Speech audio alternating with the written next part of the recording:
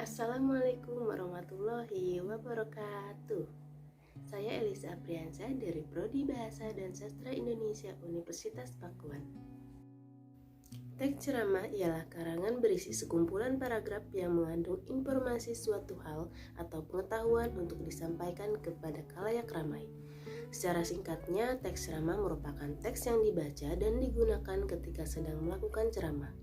Ceramah sendiri ditujukan untuk didengarkan oleh banyak orang. Dalam teks ceramah biasanya mengandung pesan yang berisi petunjuk, nasihat, dan petuah.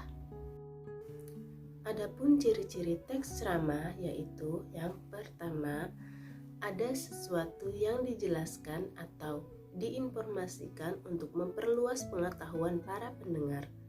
Yang kedua, disampaikan oleh seseorang yang memiliki keahlian atau dianggap pakar dalam bidang ilmu disiplin yang diceramahkan. Yang ketiga, terdapat ajakan atau persuasi untuk mengubah sikap atau melakukan tindakan terhadap materi yang dibicarakan. Keempat, berisi argumen yang mengutamakan topik yang dibicarakan. Kelima, memiliki fakta dan data yang memperkuat argumen dan di dalam teks. Yang keenam, terdapat komunikasi antara dua atau banyak arah pembicara dan pendengar berupa dialog dan tanya. Adapun tujuan ceramah sendiri yaitu informatif, memberikan informasi tentang sebuah hal sehingga pendengar bisa memahami atau mengerti isi informasi tersebut dengan jelas dan benar. Yang kedua, persuasif, mengajak pendengar untuk mengikuti apa yang sudah penceramah sampaikan supaya keyakinan pendengar makin bertambah guna melakukan sesuatu ke arah yang lebih baik lagi. Yang ketiga, argumentatif, untuk meyakinkan pendengar tentang sebuah hal. Yang keempat, deskriptif, untuk menggambarkan atau melukiskan mengenai sebuah keadaan tertentu. Yang kelima, rekreatif, untuk menghibur atau menggembirakan para pendengar agar merasa senang.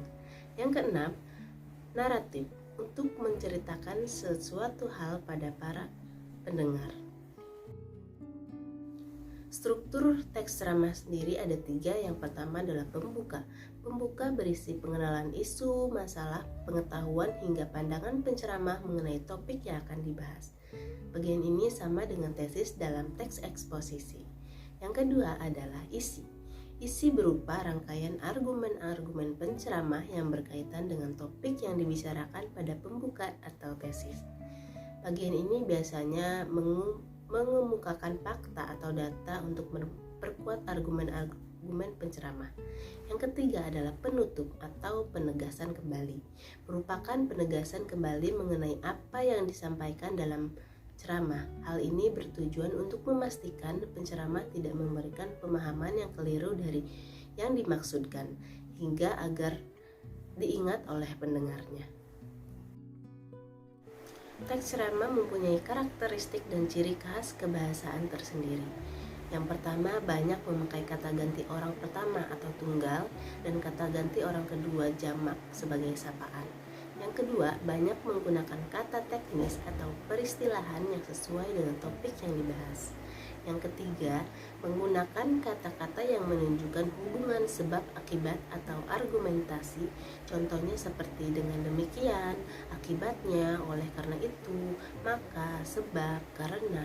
Yang keempat, banyak memakai kata kerja mental, misalnya memperhatikan, memperkirakan, mengagumkan, diharapkan, berasumsi, menyimpulkan, atau berpendapat.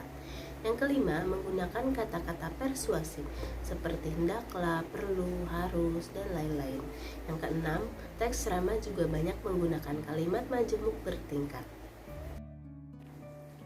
Sekian video yang dapat saya sampaikan. Saya Elisa Apriansyah. Wassalamualaikum warahmatullahi wabarakatuh.